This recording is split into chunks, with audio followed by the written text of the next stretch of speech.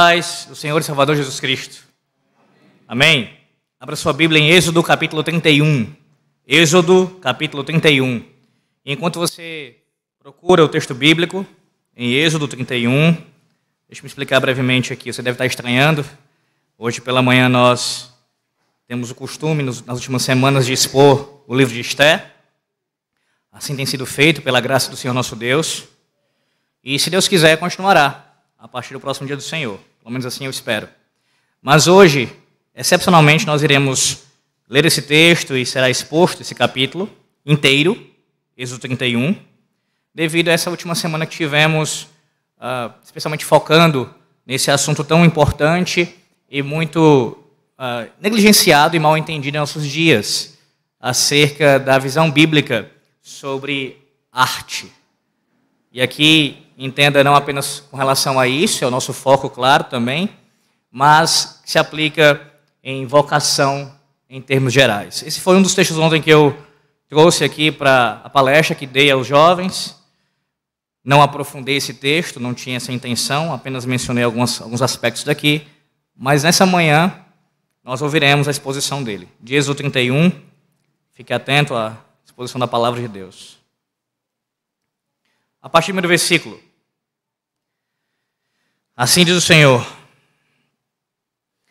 Disse mais o Senhor a Moisés: Eis que chamei pelo nome a Bezalel, filho de Uri, filho de Ur, da tribo de Judá, e o enchi do Espírito de Deus, de habilidade, de inteligência e de conhecimento, em todo artifício, para elaborar desenhos e trabalhar em ouro, em prata, em bronze, para lapidação de pedras de engaste, para entalho de madeira, para toda sorte de lavores. Eis que lhe dei por companheiro a Oliabe, filho de Aizamaque, da tribo de Dan, e dei habilidade a todos os homens hábeis, para que me façam tudo o que tenho ordenado. A tenda da congregação e a arca do testemunho e o propiciatório que está por cima dela e todos os pertences da tenda e a mesa com os seus utensílios e o candelabro de ouro puro com todos os seus utensílios e o altar do incenso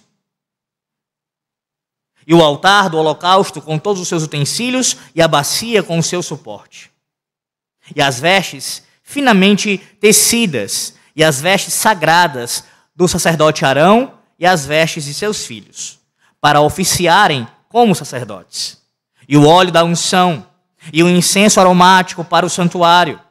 Eles farão tudo segundo tenho ordenado.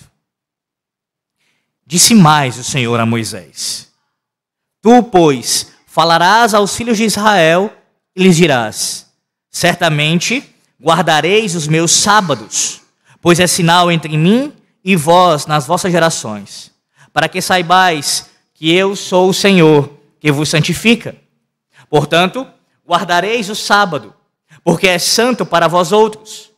Aquele que o profanar, morrerá. Pois qualquer que nele fizer alguma obra, será eliminado do meio do seu povo. 6 dias se trabalhará, porém o 7º dia é o sábado do repouso solene, santo ao Senhor. Qualquer que no dia do sábado fizer alguma obra, morrerá. Pelo que os filhos de Israel guardarão o sábado, celebrando-o por aliança perpétua nas suas gerações. Entre mim e os filhos de Israel é sinal para sempre. Porque em 6 dias fez o Senhor os céus e a terra, e ao 7º dia descansou e tomou alento. E tendo acabado de falar com ele no monte Sinai, deu a Moisés as 2 tábuas do testemunho, tábuas de pedra, escritas pelo dedo de Deus. Amém. Oremos. Senhor nosso Deus, nós te rendemos graças nessa manhã do teu santo dia, onde nós somos grandemente abençoados por ti, Senhor. As bênçãos do teu pacto gracioso já caem sobre nós, desde a antemanhã. E aqui estamos reunidos, ó Deus, para ouvirmos o Senhor falar de maneira pessoal e direta ao teu povo. Fala conosco, Senhor. Que o Senhor seja glorificado nessa manhã, que nós o contemplemos como o grande Criador, o grande artista de toda a criação. Ó Deus, que o teu Cristo seja pregado nessa manhã. Oramos assim em nome de Jesus. Amém. Como conciliar a nossa vocação, as coisas que Deus nos fez bons para fazer, com o cumprimento da sua lei? Como conciliar vocação, habilidade com o que temos para fazer, com a lei do Senhor Deus? Como fazer isso? Bem, o escocês presbiteriano Eric Liddell lutava com o que ele percebia ser um chamado missionário. Ele mesmo havia nascido no campo missionário, quando seus pais estavam na China, passando alguns anos naquele país antes de retornar para a Escócia. Frequentemente, ele precisou lidar com essa questão, esse famoso personagem da história. Será que Deus me quer no campo missionário, levando a sua palavra àqueles que não o conhecem? Ou então, sendo um corredor, um atleta? Havia algo que o impedia de ir logo, e era justamente isso. O fato dele ser um grande atleta. Ele havia sido vocacionado por Deus com grandes dons atléticos. E sua irmã frequentemente o questionava. Você não vai? Você não vai à China? Veja, olha o histórico desse homem. Ele nasceu na China e logo voltou para a Escócia porque os seus pais estavam ali por causa do reino de Deus, levando ali o evangelho. Durante toda a sua vida ele teve que se questionar quanto a isso, pelo menos a primeira parte da sua vida. E sim, é fato que ele se interessava pelo campo missionário. Mas além disso, Eric Liddell queria correr. Ele era um grande corredor, desses de nível mundial. E ele estava classificado para as Olimpíadas de 1924, em Paris.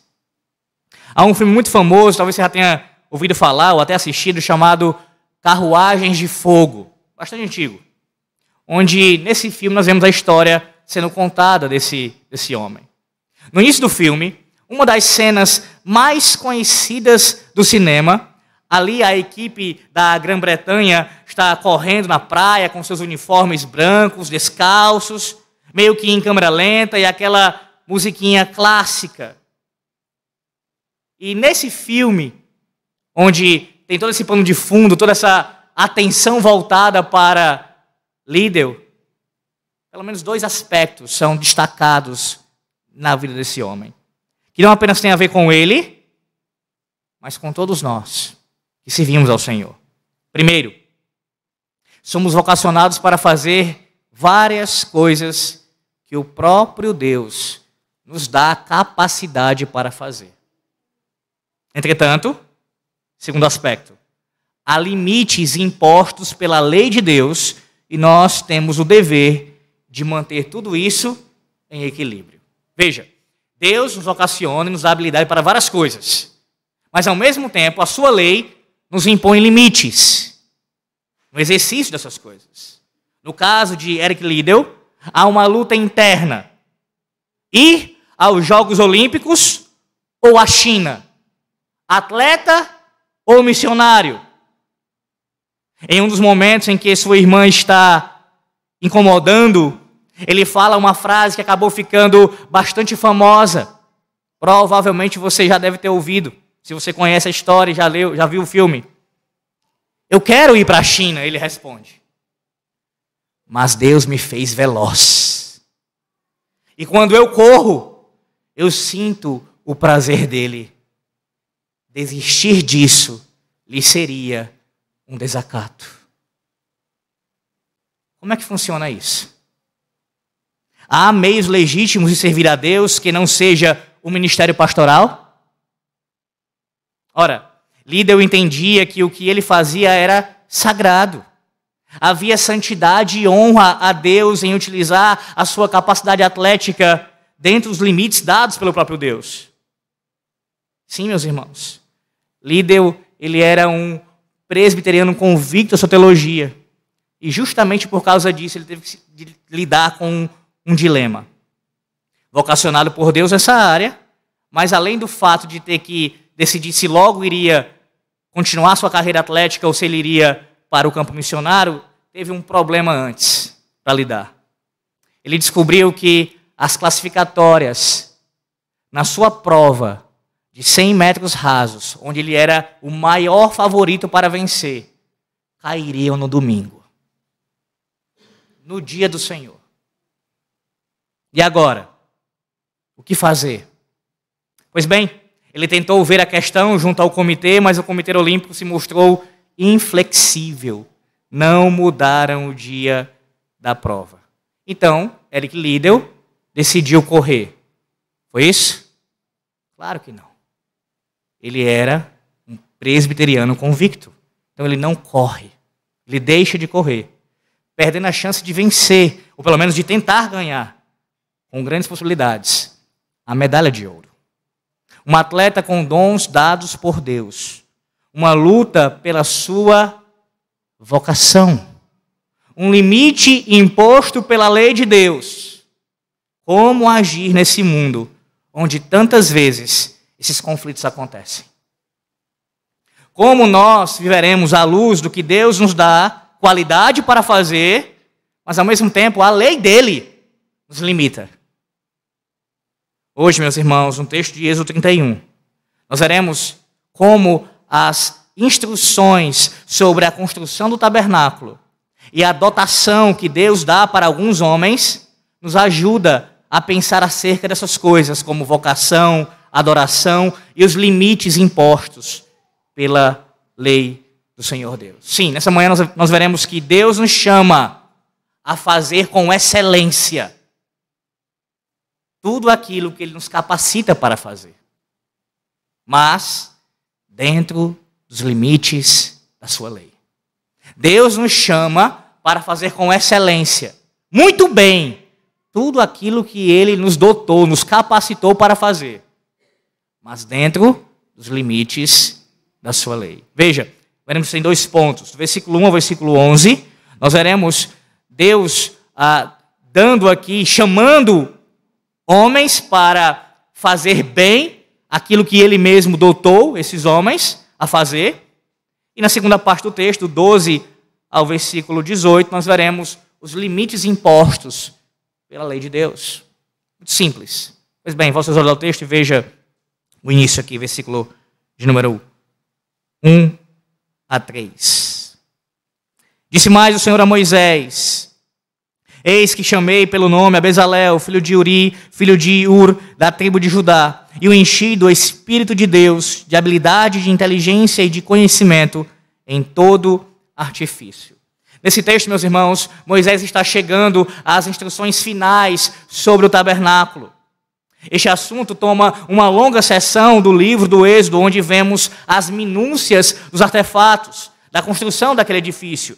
Se você voltar depois com calma em casa e ver os capítulos anteriores, você verá que constatará essa realidade. Várias instruções são dadas para a construção do tabernáculo, como ele deveria ser feito. O 31 é uma síntese disso, é um resumo dessas instruções. O tabernáculo, você deve lembrar, seria uma edificação móvel, uma espécie de tenda bastante elaborada que avançaria pelo deserto juntamente com o povo de Deus, sendo ali desmontada e remontada. E esse tabernáculo ele seria cheio de significados, cheio de simbolismos, mostrando a presença de Deus com o seu povo, andando naquela peregrinação rumo à terra prometida. E esse tabernáculo ele era dividido basicamente em 3 partes. A primeira parte, a parte mais interna, era o chamado Santo dos Santos. A segunda parte, um pouco mais acessível, era chamada de Santo Lugar. E a terceira parte era o pátio. E nesse tabernáculo, haveriam vários objetos colocados em pontos específicos, projetados e detalhados por Deus para Moisés aprender. O trabalho dos sacerdotes, suas vestes, dentre outras coisas, tudo aqui sendo destacado também nesse capítulo 31, que já foi dado com detalhes no capítulo de número 28. Se você já parou para observar, deve ter notado que todas essas coisas que o Senhor ordenou para fazer elas tinham uma característica. Eram belas. Todas elas. Todas elas feitas com cuidado, com beleza, com alegria diante do Senhor. Perceba que Deus, após dizer tudo o que deveria ser feito, diz a Moisés que chamaria 2 homens para liderarem a obra da construção. Não apenas 2 homens quaisquer, mas 2 artistas. E veja, o Senhor colocaria o seu espírito sobre estes 2 homens. Quem são eles? Primeiro, veja, Bezalel, da tribo de Judá. E o seu nome significa, olha o nome sugestivo para você colocar num filho seu. Bezalel, sob a sombra de Deus. Debaixo da sombra de Deus. Tem nome melhor para um artista? E o segundo, Aholiabe, da tribo de Dan. Seu nome significa, minha tenda é Deus Pai. Sim, ele foi chamado para construir a tenda que simbolizava Deus com o seu povo. Eles eram artesãos, meus irmãos. Eram artistas. E talvez isso possa te surpreender um pouco nessa manhã. O fato de Deus comissionar artistas. Talvez o seu conceito de arte seja de algo supérfluo. Ou até mundano. Mas entenda, Deus fez a arte e a colocou no coração do homem. É bastante óbvio, quando investigamos a história, o quanto a arte é importante para a humanidade. Esse anseio pelo belo, pelo artístico, é visto em todas as mais diversas culturas. No século XIX, por exemplo, era comum que pinturas saíssem em turnê nacional na Inglaterra. E filas numerosas eram feitas para vê-las. É verdade que esse fenômeno em nossos dias já não acontece mais. Quem é que vai fazer fila enorme de milhares de pessoas para poder ver telas sendo expostas? Todavia, essa fascinação por arte, ela permanece, pelo menos em algumas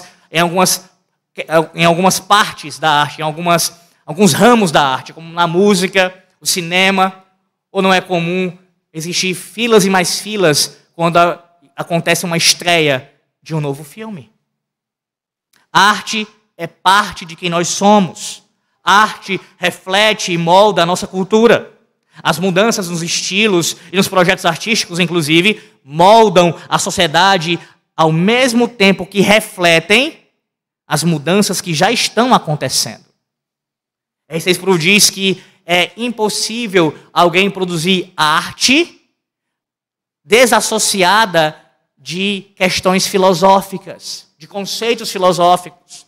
Toda expressão artística envolve algum tipo de mensagem. Isso influencia a sociedade. Um bom livro para você ler sobre esse assunto, pelo menos para você ver essa questão histórica, é o famoso livro do Como Viveremos, de Francis Schaeffer. Ali ele faz uma análise da história da arte com o fim de mostrar a mudança na cosmovisão das pessoas. Saiba, meu irmão, que o lugar da arte na vida do povo de Deus é uma questão bastante importante. Longe de ser algo supérfluo, muito menos em si mesmo mundano. Mas em nosso tempo, lamentavelmente, essa questão se tornou controversa. Será que o amor pela arte é algo que deveríamos abafar? Tratar como mundanismo todo tipo de expressão artística? Será que a arte é um chamado legítimo para um cristão? Um cristão verdadeiro pode ser um artista? Isto é, um músico, se envolver com dança, se envolver com a escultura, com pintura, com arquitetura. Será que isso é legítimo? Apesar que esse último que eu mencionei, dificilmente é questionado em nosso meio, a arquitetura. É, de fato, uma boa vocação a ser seguida? Ainda que de maneira amadora e não profissional, alguém que não viva daquilo, mas simplesmente como um hobby, produza sua arte. É legítimo? Bem, em primeiro lugar, quero que você se atente para o fato de que foi o próprio Deus, o nosso Senhor e Salvador, o nosso Criador, quem nos deu o anseio estético. O anseio estético que você tem, foi o próprio Deus quem fez, quem lhe deu. Deus nos fez pessoas que amam beleza. Podemos até discordar sobre o que é belo e sobre o que é feio. Há até discussões acadêmicas e populares, nem se fala acerca do assunto. Ou seja, aqui eu menciono o aspecto subjetivo da coisa. Há sim o espaço para a subjetividade quanto a entender o que seria belo. De gosto pessoal, um exemplo disso. Gostos por cores diferentes. Podemos divergir quanto a isso, mas o fato é que o anseio estético pela beleza, pela admiração daquilo que é belo, está presente em todos nós. Há músicas que mexem conosco, que chamam a nossa atenção, que captam a nossa atenção de tal maneira que nós somos influenciados por elas. Talvez uma frase em algum livro, no caso aqui a parte da literatura como arte, até mesmo a combinação de uma roupa. Ou você, quando escolhe a sua roupa, você escolhe simplesmente para lhe cobrir a nudez e proteger do frio, por exemplo. Não, né? Você escolhe uma roupa também pensando no quê? Na parte da beleza, da estética. Se ela lhe cai bem. O ser humano, ele ama beleza. E a arte mostra a beleza. Além disso, além do Senhor mesmo ter sido aquele que colocou isso em nós, segundo lugar, o Senhor nos deu capacidade criativa. O Senhor nos deu capacidade criativa. E eu quero frisar isso. Todos nós, você sentado aí, você homem, você mulher, você jovem, criança, todos nós temos criatividade. Somos criativos. Não apenas aqueles que são capazes de organizar notas musicais, ou aqueles que sabem pintar um belo quadro, ou escrever de tal maneira que você não consiga desgrudar os olhos do texto. Não somente esses, mas todos somos criativos. Todos nós.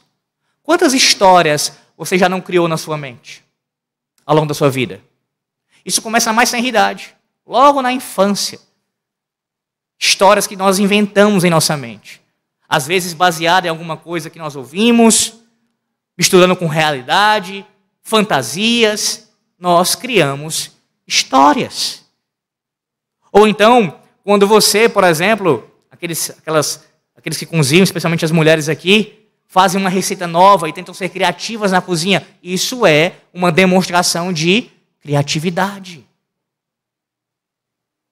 Não pense que criativos são somente aqueles que são artistas famosos e que fazem trabalhos belíssimos.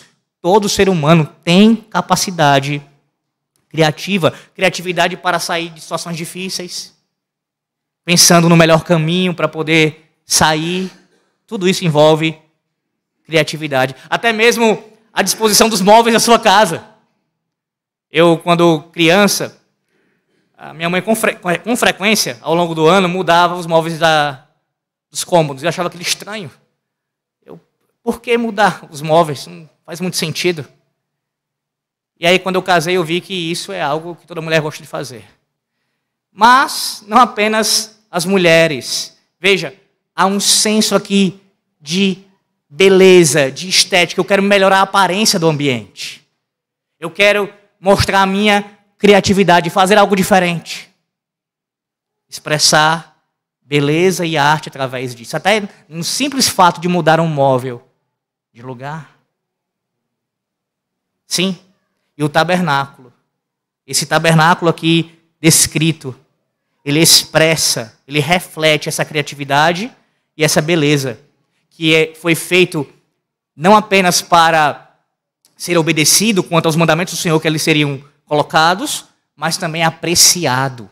O tabernáculo deveria ser apreciado, a sua beleza deveria ser apreciada. Um dos erros mais comuns que nós temos em nossos dias, ao analisarmos o tabernáculo, é tentarmos impor, tentar colocar aqui algum tipo de significado espiritual em tudo que há nele. Muitos incorreram nesse erro.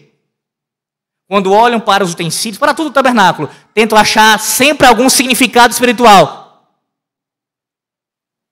Quando, na verdade, há coisas que foram colocadas ali pelo Senhor que não necessariamente tiveram esse significado exatamente em correlação com alguma coisa.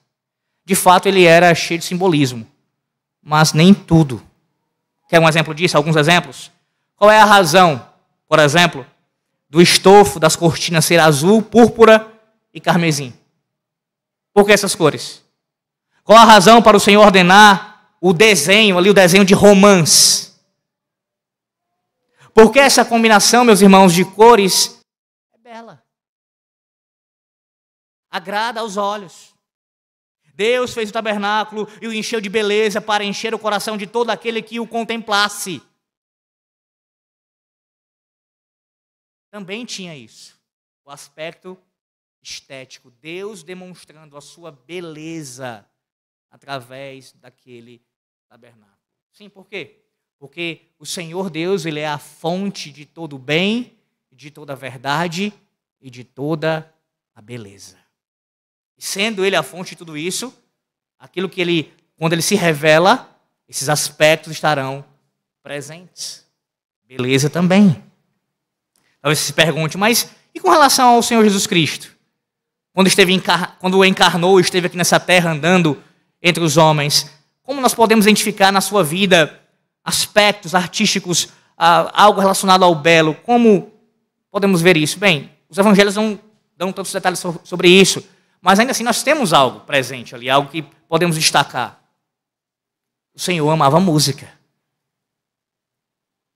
Ou você tem alguma dúvida que ele cantava os salmos nas sinagogas, todo sábado? Há uma menção feita ao Senhor cantando quando ele acaba de instituir a ceia. A ceia do Senhor é instituída e ao final ele e os seus discípulos cantam. Há apreciação, sim, por música. E nesse caso, nesse contexto, música dada pelo próprio Deus. E mais, além disso, você tem alguma dúvida que as palavras, os discursos, as metáforas, as parábolas, os sermões do Senhor sejam cheios de beleza, cheios de criatividade? Você tem alguma dúvida quanto a isso, quando você lê os evangelhos? A maneira como ele se expressava, as suas palavras usadas, você não consegue enxergar beleza nisso e criatividade? Figuras que até o dia de hoje ficam em nossas mentes e nunca nós esquecemos. Palavras que ecoam até os nossos dias e não são esquecidas nem mesmo por ímpios, que costumam usar de citações de Cristo e reconhecem nessas citações beleza, criatividade. Sim, o Senhor também nos dá esse exemplo. Agora, voltando para a figura do tabernáculo, veja, os sacerdotes, quando entrassem ali no tabernáculo, eles seriam atingidos por toda essa beleza. Toda essa lista que nos é dada aqui dos artefatos, ela é belíssima. Ao ler essa lista, meus irmãos, a partir do versículo 7, você observa aí, deveria vir à sua mente, quando você lesse essa lista aí, do versículo 7 em diante, a tenda da congregação, a arca do testemunho, o propiciatório, tudo isso. Deveria vir à sua mente essas imagens de ouro, prata, pedras, cores, e tudo isso encher o seu coração. Beleza. Beleza. Sim, um tabernáculo para expressar a santidade de Deus, a presença de Deus no seu povo, no meio do seu povo, mas também a sua beleza, a sua glória. O pastor presbiteriano Philip Ryken, em seu comentário ao livro do Êxodo, diz o seguinte: haveria beleza nas cores dos tecidos, no brilho das pedras preciosas, no formato ali dos objetos, na simetria das proporções. O tabernáculo era belo. Deus se assegurou disso ao dar o passo sem precedentes de dotar os seus artistas com os dons do Espírito Santo. Essa era a primeira coisa que eu queria que ficasse clara nessa manhã aqui. Deus fez o tabernáculo belo e nos fez com capacidade para admirar toda essa beleza e criatividade. E aí você para para pensar e diz assim, mas Alex, tudo bem, o tabernáculo não está mais aqui. Depois veio o templo e em Cristo essas coisas cessaram. E agora? Como é que a gente pode se encaixar nessa história? Como isso se aplica a nós? Como é que você olha para a criação do Senhor? Como é que você a contempla? Os céus, a terra, o mar, tudo o que ele fez. Observe que em cada uma dessas coisas não há somente funcionalidade. Deus não fez essas coisas apenas com o propósito de serem úteis e funcionais, mas também para expressarem beleza. Beleza. Você tem que olhar para a criação dessa forma, vendo além da inteligência do Criador, da sua sabedoria grandiosíssima, ver também a sua beleza expressa na criação. Não fazer isso é agir como um ímpio. Porque o ímpio olha para a criação e até se maravilha nela, mas como um fim em si mesmo. Ele não tributa a Deus a glória devida ao seu nome. Ele estuda a criação, muitos cientistas, não todos, muitos que não servem a Deus, o que eles fazem? Eles ficam maravilhados com a criação, mas não se rendem ao Criador. Você tem que olhar para a criação dessa maneira. Deus a fez belíssima. Como meu Deus é belo. Como Ele é maravilhoso. Não tenha dúvidas de que beleza, que arte, elas fluem do próprio Deus. Deus é a fonte dessas coisas. Porque Ele mesmo é o maior de todos os artistas. Aquele que pinta sem pincel. Que pela palavra do seu poder fez todas as coisas. E as fez belíssimas. Continuando no texto, do versículo 3 a 5 aqui, já li o 3. Nós temos aqui agora o foco naquelas pessoas, nos homens que iriam trabalhar, servir nesse trabalho aqui e encabeçariam aqueles que seriam responsáveis por construir o tabernáculo. Nesse caso específico do tabernáculo, meus irmãos, Deus é quem daria a capacidade tanto a Bezalel, a Oliabe e aos demais ajudantes, para lidar com toda a beleza e detalhamento envolvidos na construção. E o versículo 3 é o primeiro texto das Escrituras. Eu não sei se você sabia disso. É o primeiro texto da palavra de Deus que menciona alguém sendo cheio do Espírito Santo. A primeira vez que aparece na palavra de Deus alguém sendo cheio do Espírito Santo, você sabe que isso acontece outras vezes.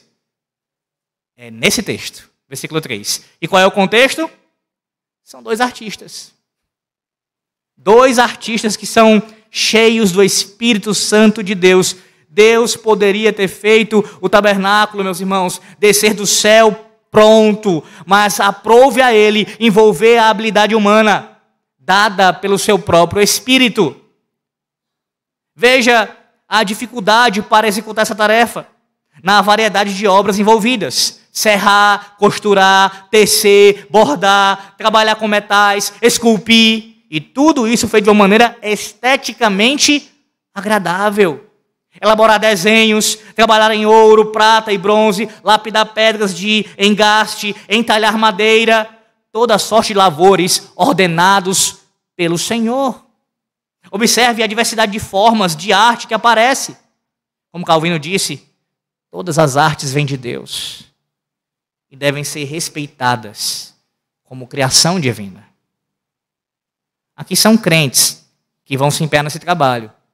Mas ao longo da história nós vemos até mesmo ímpios.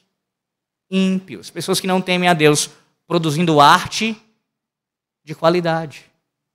Ainda que o ímpio não esteja conscientemente fazendo isso, não haja a intenção de sua parte, mas quando através da sua arte, seja uma música, seja uma escultura ou qualquer outra coisa, uma arquitetura, ele expressa ali beleza, mesmo sem intenção, aquilo glorifica a Deus. Deus é visto. A sua obra, o seu atributo, a sua beleza é vista nessa arte. E note que alguns detalhes do tabernáculo não foram dados por Deus, como eu já mencionei. Ele permitiu uma certa liberdade artística àqueles homens. E por isso não sabemos exatamente como era o tabernáculo, ainda que alguns levantem essa figura. Mais uma vez, Philip Ryken ele nos lembra algumas dessas coisas que não foram detalhadas. Ele diz assim, a bordadura da mesa dos pães teria uma bordadura de ouro, mas não foi dito como seria essa arte. Os querubins, ali as cortinas, as vestes sacerdotais, são dados sem detalhes, mas há ali ainda alguma liberdade dentro dessa lista. Perceba que o texto diz que Bezalel ele recebeu habilidade, inteligência e conhecimento em todo o artifício. Em todo o artifício. Não foi apenas em uma área, não foi apenas em duas áreas, mas em todo o artifício Bezalel teria a capacidade dada por Deus para fazer. Esse tipo de coisa aqui, meus irmãos, é algo raríssimo. Raríssimo. Pare para pensar nos artistas que possuem uma capacidade variada, conseguem cantar, dançar, escrever, esculpir, desenhar, várias coisas ao mesmo tempo. Isso é raríssimo. Isso é raríssimo. Bezalel recebeu essa capacidade dada por Deus. Mas observe aqui os 3 aspectos mencionados. Primeiro, inteligência. Diz respeito à capacidade de entender o plano de Deus. Era um plano complexo. Então Deus dotou Bezalel e aqueles homens para ter inteligência na compreensão do seu plano. E aí poderem aplicá-lo. Segundo, conhecimento. Teria a ver aqui com as soluções práticas durante a construção. Se você já se envolveu, pelo menos em algum sentido, com obra, nem que seja observando, você já deve ter visto isso. Você sabe que muitos problemas acontecem ao longo de uma construção, de uma obra. Coisas imprevistas podem acontecer. Então Deus dotou o conhecimento para a resolução dos problemas quando acontecessem. E terceiro, a habilidade, a capacidade manual mesmo, de colocar tudo em prática. Percebe? Inteligência, conhecimento e habilidade. Deus dota com cada uma das coisas necessárias para que os seus artistas possam produzir exatamente como Ele ordenou. De fato, presumivelmente, eles já teriam inclinações e capacidades naturais que seriam potencializadas pelo Espírito de Deus. Claramente, meus irmãos, mais uma vez, Deus não é contra a arte, assim como não é contra os esportes. É verdade que essas coisas podem ser usadas para desonrar a Deus, mas os abusos cometidos não dão autorização para a sua proibição. Já pensou? Se por causa do abuso cometido, deixássemos de fazer certas coisas? Ontem na palestra eu citei isso. A oração do Senhor é um bom exemplo. O Senhor nos dá um modelo de oração em Mateus capítulo 6. E o que é que os legalistas, melhor dizendo, os papistas fizeram? Usaram da oração do Senhor e a tornaram algo, não a tornaram, mas a usam de uma maneira abusiva, pecaminosa. E aí, porque o papista usa a oração do Senhor de uma forma errada, eu vou deixar de usar a oração do Senhor? Por causa do abuso? É claro que não. É claro que não. Assim é com a arte, meus irmãos. Porque existem músicas terríveis, imorais, indecentes. Eu vou deixar de ouvir música, de consumir música, de apreciar uma boa música. É legítimo. É legítimo. Para você que recebeu capacidade artística, usá-la para a honra e para a glória de Deus. Para ficar na família, Leland Ryken, o pai do Philip, fala de pelo menos 3 tipos de artes envolvidas no tabernáculo. Primeira arte, simbólica. É quando um símbolo visível representa uma realidade espiritual. Por exemplo, o candelabro. A luz do Senhor Deus, a sua glória ali, a presença do Senhor Deus no meio do seu povo, iluminando o seu povo. Também a arte representacional, ele diz, quando imagens representam realidades materiais. Por exemplo, as romãs.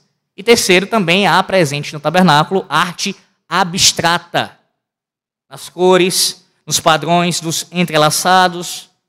A propósito, a arte abstrata também é autorizada.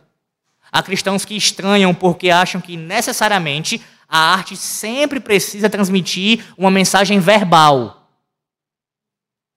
Contudo, trata-se de algo legítimo.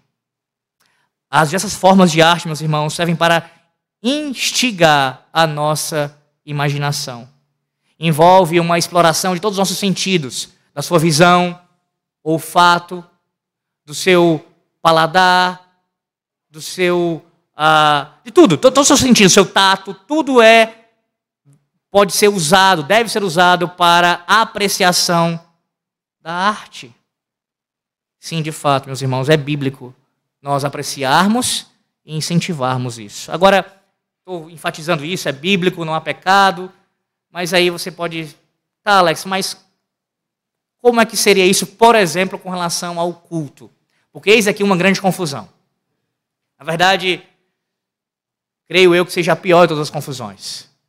Que é a seguinte. Porque alguns entendem ser legítimo usar arte para a glória de Deus, querem pegar tudo que envolve esse assunto e aplicar ao culto. Eles fazem uma confusão aqui. Então se eu posso usar da música, eu posso contemplar a beleza da música, eu vou começar a usar no culto, como já aconteceu por falsos mestres, colocar a Imagine de John Lennon no culto. E vamos ouvir, ficar apreciando ali a letra. Isso é uma confusão, irmãos, porque o Senhor Deus, Ele especificou como seria o seu culto, os elementos de culto.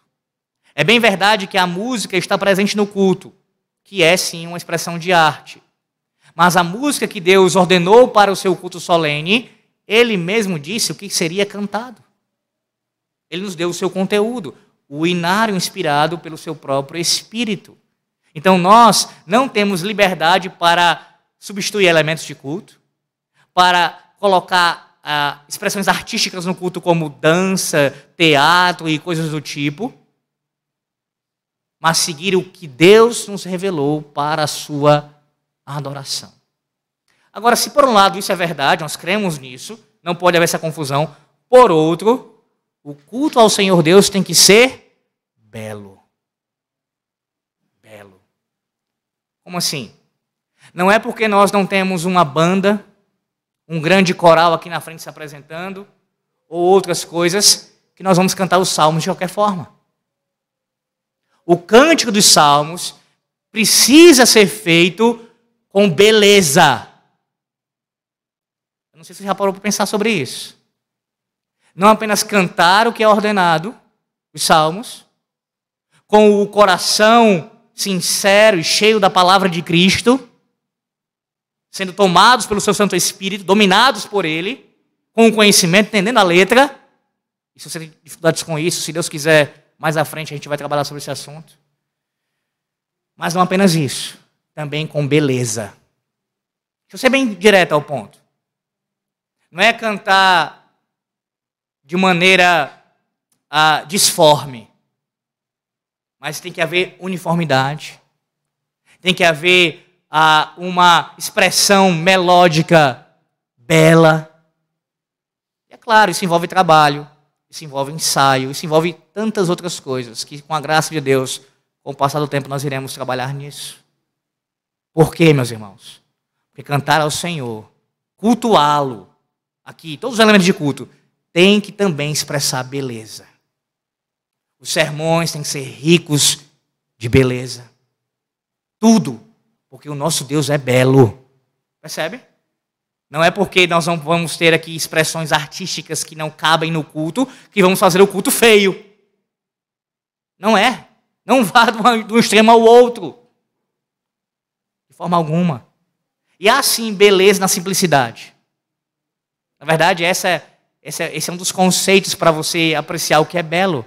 Simplicidade. Simplicidade. Também há beleza na complexidade, mas não deixa de ter na simplicidade.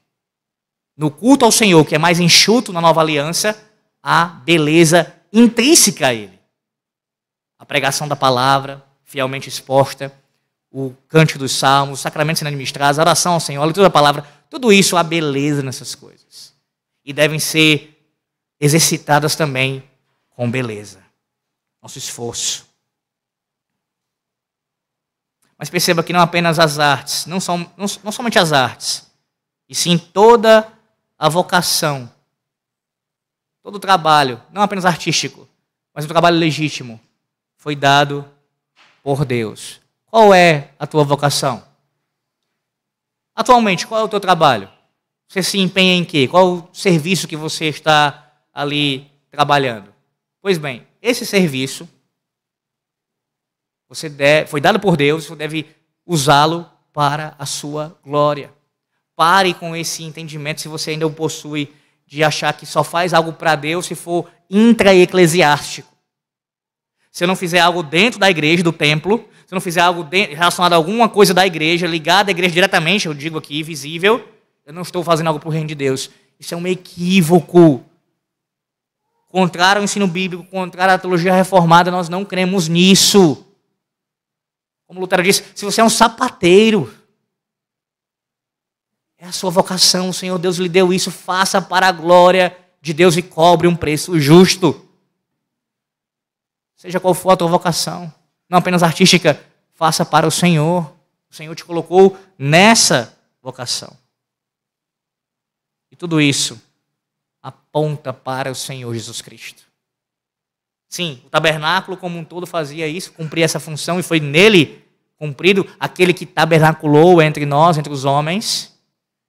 E a nossa vida assim deve apontar para o Senhor. Quando você vive com essa perspectiva, seu trabalho na área de saúde, na área jurídica, na área de vendas, é uma dona de casa.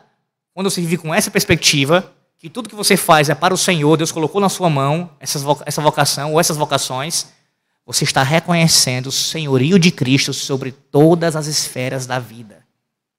Cristo é Senhor. Cristo é o cabeça da igreja, mas também governa as nações. E Ele governa cada área da minha vida. Eu sou um marido, eu sou um pai, eu sou um trabalhador de uma área específica. Em tudo isso, Cristo governa cada área, e eu pego essas coisas, essas vocações, e submeto à sua vontade, ao seu senhorio. E eu sirvo, e eu vivo como Ele quer, para lhe agradar. E em tudo isso, a beleza. Expressão de beleza do Senhor. Mas não apenas isso, meus irmãos. Segunda parte do texto, do versículo 12 em diante até o 18, nós vemos que é verdade, sim, que o Senhor é quem nos dota, que nos dá capacidade para fazer tudo muito bem, mas há limites impostos pela sua lei. A partir do versículo 12. Lerei apenas o versículo 12 e 13, a guisa de contexto, mais uma vez, mas a gente vai mencionando aqui ao longo da exposição dessa segunda parte, alguns versículos também que se destacam. Veja, disse mais o Senhor a Moisés: tudo, pois, falarás aos filhos de Israel e lhes dirás: certamente guardareis os meus sábados, pois é sinal entre mim e vós nas vossas gerações, para que saibais que eu sou o Senhor que vos santifica. Após falar dos artistas do tabernáculo, o Senhor agora passa a falar do seu dia do descanso, o Shabat. E pode soar para você aqui como uma mudança brusca. Talvez até o momento desse culto você tenha tido essa compreensão quando lia o capítulo 31 do Êxodo. Que estranho. O Senhor fala aqui dos artífices, da obra do tabernáculo, e no versículo 12 começa a falar do dia do descanso. Por quê? Não parece uma mudança brusca no texto? Por que Moisés, inspirado pelo Senhor, colocou isso daqui? Qual é o sentido? Qual é a ligação que há entre a primeira parte do texto e a segunda?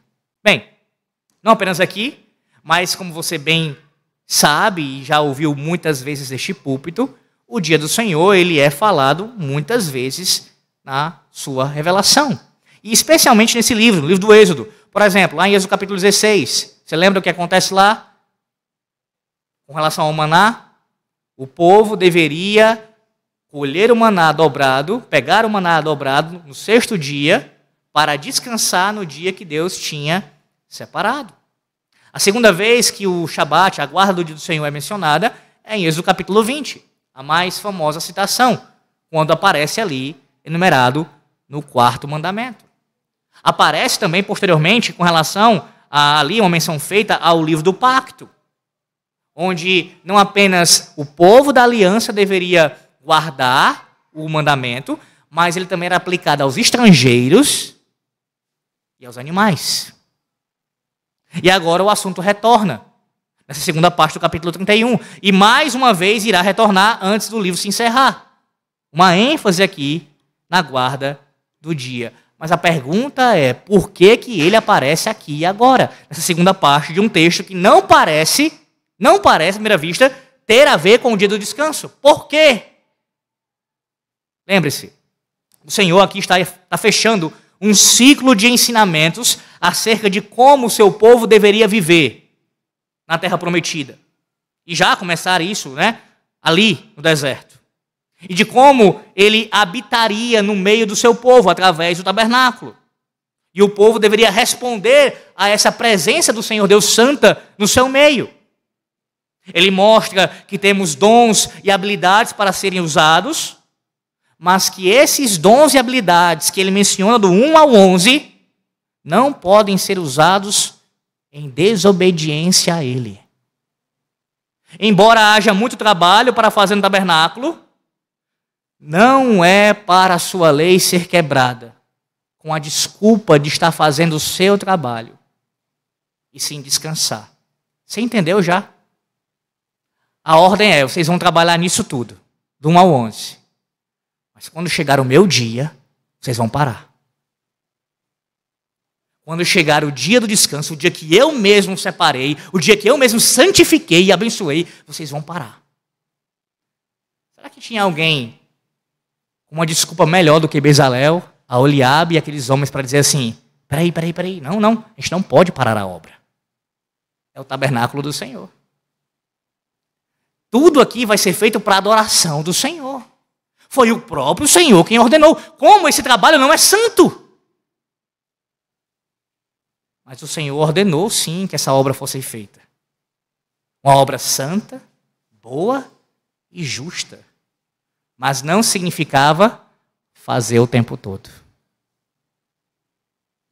Era obrigatório parar para descansar. Você já parou a pensar nisso? Do mesmo jeito que o Senhor Deus nos ordena trabalhar, é obrigatório trabalhar, quem não trabalha não coma, é obrigatório descansar. É obrigatório descansar. Sim, ao mesmo tempo que é pecado, alguém que é preguiçoso e não se empenha nas vocações que Deus lhe deu, é pecado aqueles que trabalham demasiadamente, a ponto de deixar de descansar como Deus também ordenou. Está claro aqui, meus irmãos? Claríssimo. Mas o tabernáculo tem que ficar pronto logo. Vamos acelerar a obra. Não podemos perder tempo. Precisamos terminar o mais rápido possível. Não. Quando terminar, ou melhor, quando chegar o dia do Senhor, quando terminar a semana, na antiga aliança terminava a semana, descansar. Descansar. Observe como a criação é lembrada no versículo 17. Versículo 17 do capítulo 31. A criação é lembrada aqui. Entre mim e os filhos de Israel estão para sempre, porque em 6 dias fez o Senhor os céus e a terra, e ao 7º dia descansou e tomou alento. Esse mandamento, como alguns questionam a sua validade, ele não começou aqui, nem em Êxodo 20, mas lá na criação. Coloque isso na sua cabeça de uma vez por todas. Da mesma forma como tem gente que se levanta contra o casamento monogâmico, o casamento heterossexual, dizendo, mas vá para o padrão da criação. Deus fez homem e fez mulher. Um homem para uma mulher. A esses deu responsabilidades, deu trabalho, deu vocações. Todo o padrão é dado ali em Gênesis capítulo 2, 1 e 2 ali. Também, no início do capítulo 2, ele institui o dia do descanso. Para ser consistente, quem questiona a guarda do mandamento do descanso, do dia do descanso do Senhor, tem que questionar também outras questões em Gênesis. Seja consistente. Seja consistente. Por que tem que ser um homem e uma mulher? Por que tem que ser? Gênesis. Esse padrão vai se reverberar por toda a Escritura Sagrada. O que você tem diferente disso é deturpação disso. Deturpação. Ou você vai querer encontrar o padrão lá em Sodoma e Gomorra, do casamento. Ou você vai querer encontrar na prática do povo da aliança, quando quebrava o quarto mandamento e vendia e comercializava no dia do Senhor. Não, não é ali. Você vai encontrar no que Deus fala através dos profetas, repreendendo o povo e chamando a descansar. Pare com isso. O mandamento está relacionado à criação. E é como esse mundo funciona. Olha que coisa maravilhosa e belíssima. Deus criou o seu mundo de tal forma que a maneira como ele estrutura, a própria questão dos dias, tem a ver com o funcionamento do mundo. Então, descansar um dia em 7 não foi algo inventado por um homem, mas o próprio Deus estabeleceu o padrão normativamente e colocou entranhado na criação. Veja aqueles que não fazem isso, não descansam um dia em 7. Claro que eu estou falando aqui do princípio de guarda de um dia e 7, nós queremos que é o primeiro dia da semana, na Nova Aliança. Já falei sobre isso aqui várias vezes, tem um sermão só sobre isso. Mas, sem aprofundar essa questão agora, por hora, apenas mencionando a importância de descansar nesse momento. Quem não descansa um dia em 7, o que acontece? Qual é a tendência? Adoecer. Tem problemas, inúmeros problemas. Inúmeros problemas. Se a pessoa só vive para trabalhar, não tem descanso, não descansa. A pessoa, se não houvesse folgas, se trabalhasse o tempo todo sem parar, todos os dias, todo dia, sem parar, sem descansar, como é que seria? Mas você quer a sua folga, não quer? Você quer. Veja um outro elemento que é adicionado. Versículo 13. E repetido no versículo 17. No 13 aparece e no 17 é repetido. 13. Certamente guardareis os meus sábados, pois é sinal entre mim e vós nas vossas gerações. Aí no 17 ele repete isso. Entre mim e os filhos de Israel é sinal para sempre. O dia do Senhor, o dia do descanso, seria ali um sinal do pacto. De certa forma, meus irmãos, o decálogo inteiro, os 10 mandamentos, é um sinal da aliança. O decálogo é um sinal da aliança. Mas de modo peculiar, o próprio Deus estabelece o 4º mandamento como uma testemunha ao mundo de todo o pacto de Deus com o seu povo. Deixe-me ser bem claro quanto a isso. Nesse dia, agora, quando você descansa e vem prestar culto a Deus, você dá testemunho ao mundo do pacto de Deus com o seu povo. É isso que está acontecendo agora. Sem você dizer uma palavra. Sem você falar de Cristo para ninguém. Sem você sair para evangelizar. Basta você estar no culto solene, no dia do Senhor, adorando a Deus em espírito e em verdade. Esse ato, isso daqui já testemunha ao mundo o pacto que Deus tem conosco. É um sinal. É algo visível, é perceptível. E ainda que o mundo não se dobre, e ainda que eles não creiam, na verdade isso vai servir ainda mais para juízo sobre eles. Você está cumprindo fielmente o que Deus lhe ordenou, usando esse sinal como Ele lhe entregou. É um sinal, meus irmãos. É um sinal do pacto. E perceba como a guarda do dia do Senhor é algo contracultural. Vai contra o modo de agir e de pensar do mundo. Demonstra que somos um povo diferente. Se por um lado é verdade que quando você guarda o dia do Senhor, você descansa, você vem adorar o Senhor, isso testemunha ao mundo que você está em aliança com Deus, Deus tem uma aliança com você através de Cristo. Por outro lado, quando você não faz isso e despreza esse sinal, sabe o que está acontecendo? Você não está se diferenciando do mundo. Você se associa com o mundo. Porque qual é o ímpio que vai guardar o dia do Senhor? Qual é? Voluntariamente vai fazer isso. Eles estão hoje pela manhã fazendo sabe o quê? Nas praias. Eles estão chegando de festas o sábado, da sexta-feira ainda. Estão caídos pelas calçadas, ou em casa dormindo até meio-dia ou até mais. Estão se preparando para ir para jogo, nem sei se hoje tem, mas enfim, estão nessa curtição. Essa é a beleza para eles. Essa é a alegria para eles. Pois bem, quando você não guarda esse sinal, esse dia do descanso, você se faz como um deles. É isso que está fazendo. Se assemelhando com os ímpios. Assim como o batismo e a ceia do Senhor nos distingue do mundo, visivelmente, o dia do Senhor também. Na nova aliança, o primeiro dia, quando Cristo ressuscita dos mortos. Não é à toa que, como você já ouviu também outras vezes aqui, a igreja primitiva era conhecida por guardar o dia do Senhor de tal forma que isso era ligado, atrelado à identidade de um cristão. Como eu não seria um cristão verdadeiro, não guardando o dia do Senhor? Guardar o dia do Senhor era uma demonstração. Entenda não isso como uma obra para a salvação, mas porque fui salvo, uma demonstração, um testemunho de que foi alcançado pela graça. Eu guardo o dia que Ele ordena. Sim, meus irmãos, faz todo sentido falar sobre o dia do descanso aqui, após o tabernáculo. Porque ambos, tabernáculo e Shabat, eles compunham o espaço-tempo da adoração. O espaço seria no tabernáculo, a adoração ali pública. E o tempo no dia determinado pelo Senhor. No espaço e no tempo que Deus se encontraria com o seu povo especialmente. Sim, meus irmãos, na caminhada cristã, em nossa peregrinação nessa terra, temos que trabalhar, nos envolver com as nossas vocações, inclusive arte, mas também temos que descansar.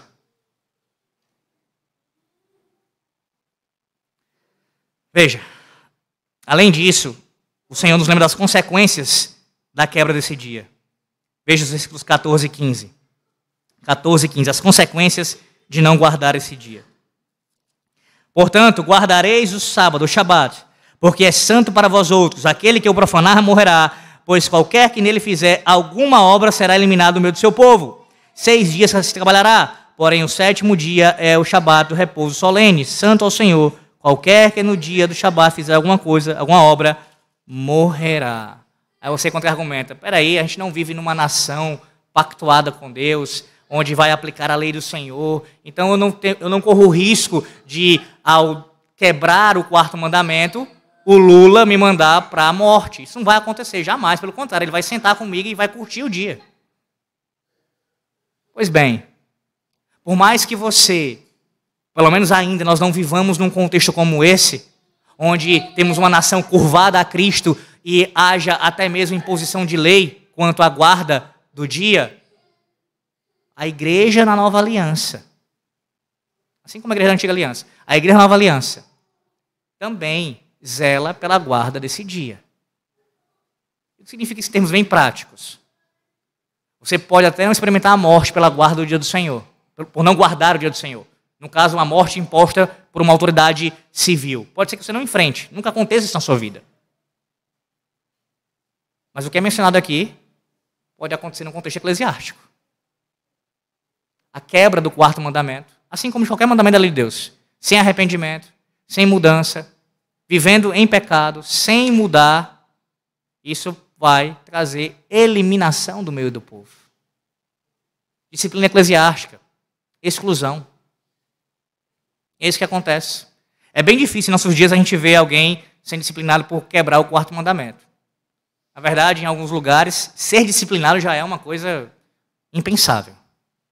Pois bem, no mínimo, numa igreja fiel à palavra de Deus, aqueles que não guardam deliberadamente agem contra a guarda do dia do Senhor, assim como os demais mandamentos do Senhor, correm o risco, sim, de serem eliminados. Ainda que não fisicamente, no sentido mortal, mas espiritualmente, saindo da congregação.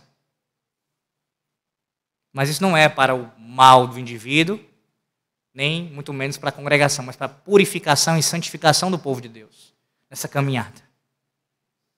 Para que o indivíduo venha chegar ao arrependimento. E olhar para o dia do Senhor não como uma forma legalista e dizer que coisa pesada, não, porque os mandamentos dele não são penosos. Mas olhar para o quarto e todo o decálogo, toda a sua lei e dizer assim: obrigado, Senhor Deus, por me santificar através da tua lei. Eu não preciso obedecê-la para a minha salvação, até porque eu nem posso conseguir fazer isso. O teu Cristo, o meu Senhor e Salvador já fez por mim. Mas depois da salvação, obrigado por me santificar através dessa lei.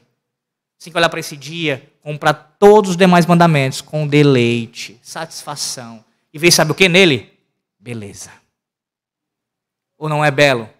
O fato de você ter um dia para descansar das suas demais atividades seculares ao longo da semana.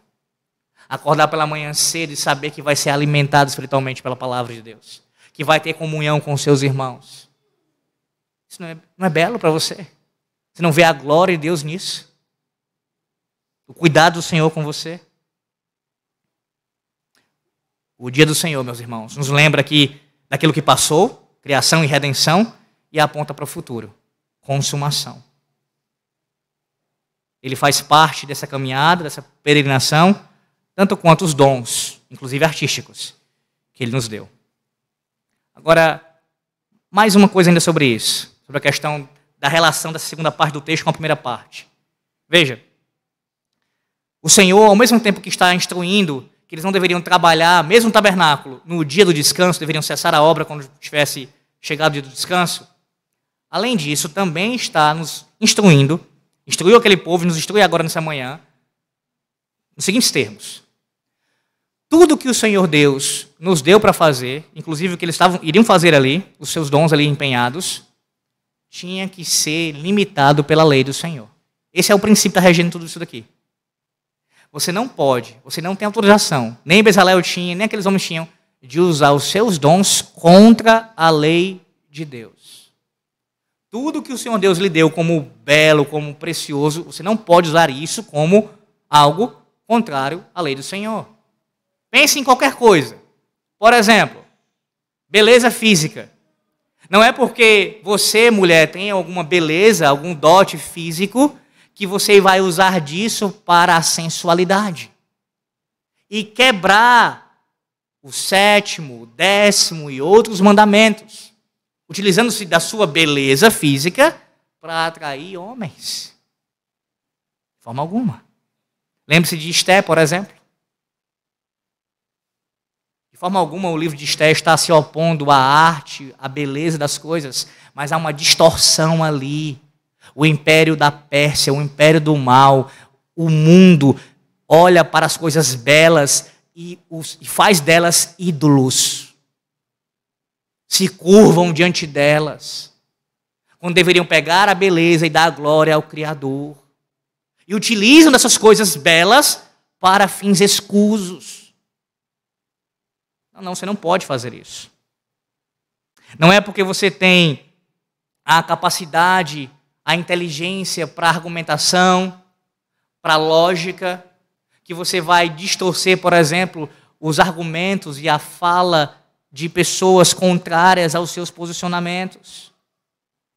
Não é porque você tem a capacidade de contar histórias muito bem que você vai usar o nome de Deus em vão. Alguém que tem uma veia assim mais humorística, né? Não no sentido moral, é claro, mas que sabe muito bem contar uma piada, sabe muito bem ser engraçado dentro do tempo e da situação adequada, vai usar o nome de Deus em vão porque pode fazer isso. Não. Ou então, porque você é alguém que desenha muito bem ou pinta muito bem, vai agora fazer alguma imagem da Santíssima Trindade. Do Pai, do Filho, do Espírito Santo. Não, também não, porque isso é quebra da lei do Senhor. Veja, tudo isso, Deus deu esses dons, essa capacitação, mas limitadas pela própria lei dele. Lembre-se, por exemplo, do capítulo da pergunta, 139, do nosso Catecismo Maior, que fala lá no final, tratando dos pecados cometidos contra o 7º mandamento, há proibições de danças, de gravuras, de vários tipos de expressão de arte que são imorais, que são obscenas, porque quebram o 7º mandamento. Bem como também a pergunta 109 fala sobre o fazer imagem de Deus ser algo pecaminoso.